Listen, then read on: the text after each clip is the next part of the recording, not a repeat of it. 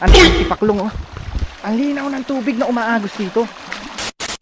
Sa maganda at mapagpalang araw sa inyo mga kadyas. At ngayon ay nandito tayo ngayon sa Atensya na, Dinggalan. Pero teka lang, kararating pa lang natin ay may red flag na sa background.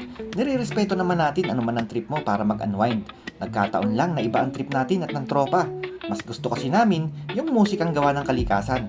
Kaya nag-decide na lang kami na humanap ng raw spot na kami lang ang tao. Ito na nga, isang tahimik at napakagandang paraiso ang natagpuan natin.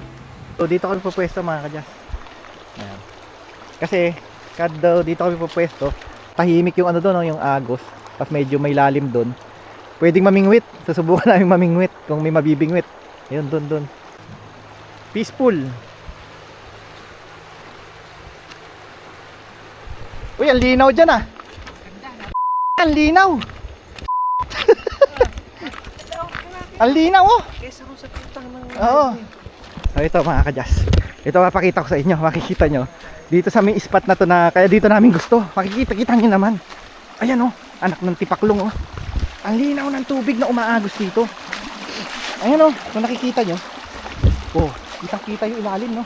So nakakailang punta na rin tayo dito sa ano no, sa Dinggalan.